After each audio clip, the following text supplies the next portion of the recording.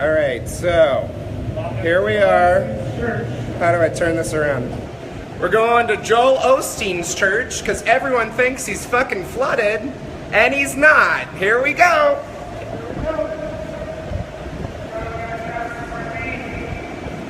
Oh my God, look at all that water. The damage is devastating. Joel, how will you ever survive?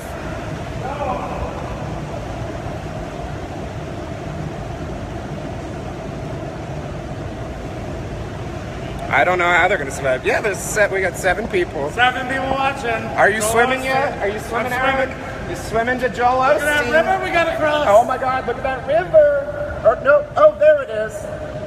Jesus. Thank God we got a canoe. Somebody call Chancey Glover because we need to be rescued.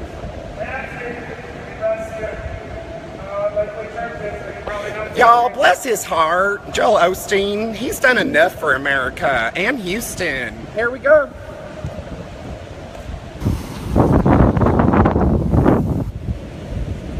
There it is. There it is. They have no more room for anybody because nobody's welcome. That's why there's no more room. No more room. No more room at this end. Nope. Yep. Look at that 90 feet of flooding that I keep hearing about. It looks horrible. Streets are blocked off. It's horrible. It's flooded. It's flooded over here.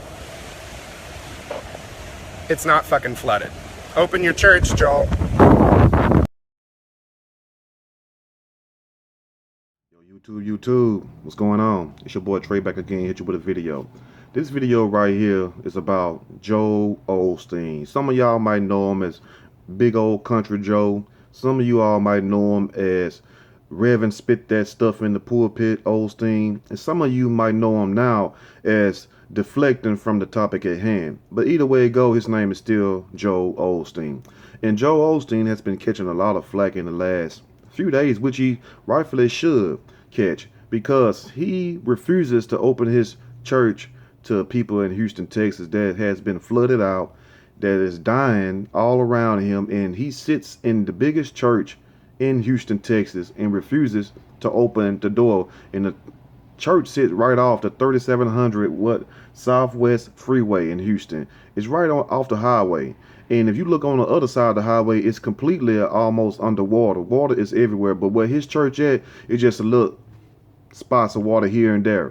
And a guy went to his church and exposed him, and good job to that guy for going to his church and exposing him.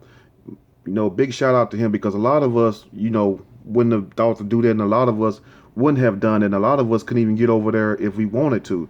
But he went and basically did a whole video, which I will include, exposing the lie that Joel Osteen is, and that we're slowly finding out that these false prophets are truly, like J. Cole says, false prophets. And you have to be careful the people you put your faith and your belief in, because you shouldn't believe in no man. You should believe in the Most High, and the Most High should give people a spirit of discernment, since I hear that so much. So where is people's spirit of discernment at when you have a natural disaster of this magnitude, and you have a preacher who has a multi-million-dollar church generate his income over $55 million a year, yet alone he takes in close to $1 million a week in his church?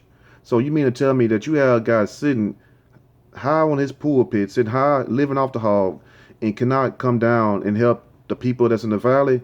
That's very sad. And where's these people when you need them? Why isn't there a big outcry from all pastors that's in the Texas, Louisiana, Arkansas, anybody that's close that can go down there, you know, get together and help these people? Where is the God at then? That's what we're saying right now. See, and they wonder why a lot of people turn away from these churches, because in times of need, they're nowhere to be found. Now, he said he's opened up his church, and you wouldn't believe this, for guess what?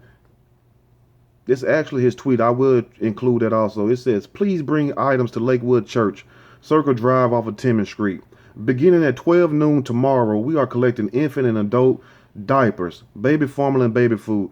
People need shelter. The hell with them diapers and them baby food. It won't do no good if your ass floating down a damn river somewhere. So what good is that's gonna do somebody needing some baby formula if they can't even get past the Beltway 8? You know, how is that gonna help anybody? See, this is what we have to be concerned about. And he also stated that coordinating with the city, Lakewood is a collection site for distributing supplies to the Houston area shelters.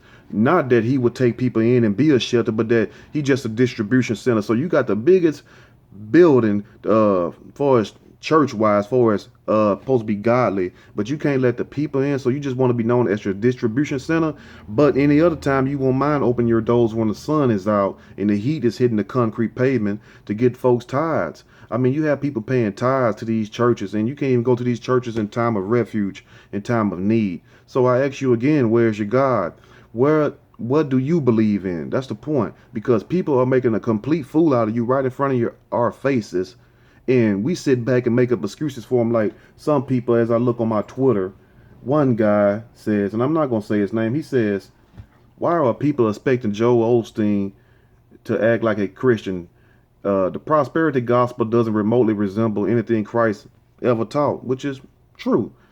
And then they show another guy shows a picture of his house and said, you actually thought a guy who preaches hope to those struggling, then goes home to this mansion, which he has a huge house.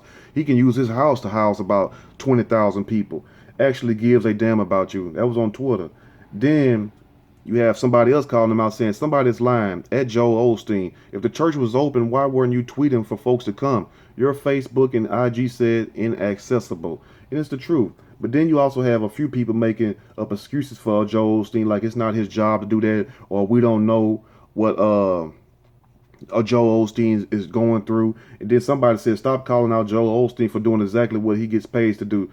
Tell people how to live while they're drowning. I mean, you have so many people saying this and saying that, but the point is, we clearly see right now that these preachers, most of them, are just wolves in sheep clothing, you know, eating off the field, eating off the prey. So we have to think for ourselves. When we hear about these hurricanes supposedly coming, it's strange how they always seem weak. You know, just like the same thing with Hurricane Katrina, how they made it like it wasn't going to be this bad, and all of a sudden it hit the go, it goes into like a rage, and it just go from 3 to category 5. Then it decimates New Orleans, killing countless of people, thousands of people. It wasn't the tens of people, it was thousands of people that got drowned down there in New Orleans. And also, it's still people that's still unaccounted for. Some of you all might be listening right now wondering where your family member at. You know, so where are the people that we already lost? Now we finna lose more people in Houston. We already losing them in the process as I'm talking. And then also the fact that the hurricane is basically just sitting lingering over Houston, half in the Gulf, regaining strength, and it's finna pound Houston again. So I ask again, why hasn't the mayor evacuated the city? He says because if we would have issued a mandatory evacuation warning, we would have had 6.5 to 7.5 million people on the freeway, and there's no way we could have moved those many people. So it's just best to just don't do anything and just let the people sit there and get even more rain. You know, the rain already don't have nowhere to go. So what's going to happen when this storm regenerates and then pummels south coastal line of Texas again? It's going to be even more deadly. So to all the people who haven't left, you better get up off your ass and you better leave now, because forget sounding nice, forget sounding all politically correct. Get up off your butt and leave now while you can, because this should be a warning to everybody that we need to seek higher ground, because it's like the enemy is using all kinds of tactics and all kinds of weaponry against his people. But as the book says, no weapon formed against me shall prosper. But at the same time, it also says my people will perish for a lack of knowledge. So we have to use our knowledge and learn to think for ourselves and act accordingly, and understand that you can't trust every man. You can't trust a guy just because he says he was called to preach. If you was called to preach and you was called to lead people, why are you not leading them properly? You know, what is the hold up with these preachers opening up these doors in these churches? Not mostly every other church in Houston, the ones that's not underwater or flooded, has opened their doors. Even mosques have opened their doors and offering people food and shelter. You mean to tell me you have the biggest church, the most prosperous church in Texas next to TD Jakes Church, the Potter's House, which is way in Dallas, and hopefully TD Jakes, because you're going to have a lot of evacuees leaving Corpus Christi, Texas, Port Arthur, Houston, going up toward that way, and hopefully he will open up the Potter's House, his church doors, which is just as big as Joel Osteen. So hopefully he will, but that remains to be seen. But at the same time, it's sad that people go there, spend their money, thinking that they doing what God wants them to do, but then in a time of need, there is no God, because the people who's supposed to be his agents, his representatives, have fooled you and tricked you. Now he's somewhere off, and I'm sure he's not even at his house. If he is at his house, he's probably sitting on high ground with plenty backup generators, because money can afford that. You see what I'm saying? While you spending your money to giving it to somebody else, they fortifying their house. They making sure them and their family are straight while you out in the wilderness worrying about how you're going to pay your tithe. Then feel guilty when you don't pay your tithes. You living under these Old Testament laws and stuff, and then the New Testament supposed to came and done away with all that. Am I right or wrong? That's what I thought what Paul was trying to do. But anyway, we're not going to sound all biblical and everything, because I'm not here to preach to you. I'm just here to try to pinch you and awake you, because sometimes you can't just tap somebody and awake them. You got to pinch them. You ever had to pinch somebody sometimes, or pop them real hard so they'll wake up? That's what's wrong with the people right now, because they're so bombarded and so down and out, trapped inside this matrix of this false illusion, this reality, that they think just because they go to church, everything will be all right. They think just because they go to Lakewood, no suffering and no harm will come to them. They think just because they go to Lakewood, if anything they need, Pastor will give it to me if I'm in a time of need. And you clearly see right now that that's not the case. Now you had the people like celebrities call them out. You have comedians call them out, telling him basically, you a hypocrite and you a lie, and those people's blood will be on your hands. And hopefully people would not support him after this, because damn a distribution center for diapers, damn a distribution center for baby formula, even though that's all good, but you need to house those babies. You wouldn't have to have no distribution center if you allow the people to come in, even if it's just for the women and children and the old people. Men, you got to fend for yourself. Okay, make it well, at least you'll help somebody. Help those who most in need first. That's what the church is supposed to be for, right? Help those who need it the most. But evidently that's too much like doing right. And in this day and time and age, nobody want to hear the truth. Nobody want to do right.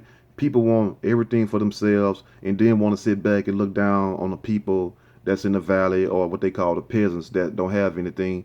And we the people who put these people into power. So we allow this to happen. We allow the Joel Osteens to take advantage of us. While everybody worried about North Korea, these damn distractions, because these people is not going to blow each other up. Why would they want to blow each other up when they got the world the way they want it? That's what you should think about today right there. If you don't take anything else from this video, at least take that right there.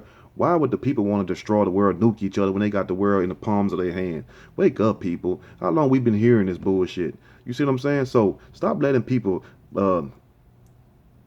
pump you full of fear. Stop making people let your mind run here and there and worry about what's really going on. We got a natural disaster, half man-made and natural, going on right now, and we worried about some damn missiles coming from North damn Korea when we got millions right now without power and suffering. So we need to get our act together, and we need to stand together as Americans. Forget all this stuff talking about I'm from here, I'm from there. If that's the case, go back there. If you don't want to be an American, go back to where you come from, because that's the problem with this country right now. We have all these different identities and these cultural clashes, but then again, when the people need, we all hurt. Because if it rain on me, guess what it's going to do? It's going to rain on a white person. It's going to rain on a Mexican. It's going to rain on a Chinese person. We all going to be underwater. So what difference does it make what culture or what race you from? If people need help, help the people. Because we all going to eat, we all sleep, we all die. So what's the problem? But anyway, I just want to hit y'all with this message. This guy has a 17,000 seat. That's just the seats. And he can easily put 50,000 to 75,000 people in there. He have all kinds of money. You have all these resources in Houston still, but these people would not utilize it. It's like they're intentionally doing what they did in New Orleans to punish the poor. Those the ones who suffer the most in these situations. It's like a gentrification, just trying to push the poor people out by any means necessary, just like they did in New Orleans, because it was mostly the poor people in New Orleans that got affected. Anyway, think about that today. This has been your boy Trey. You like, subscribe. Have a blessed day. Be vigilant. Be cautious. Till next time. Take care. I'm out.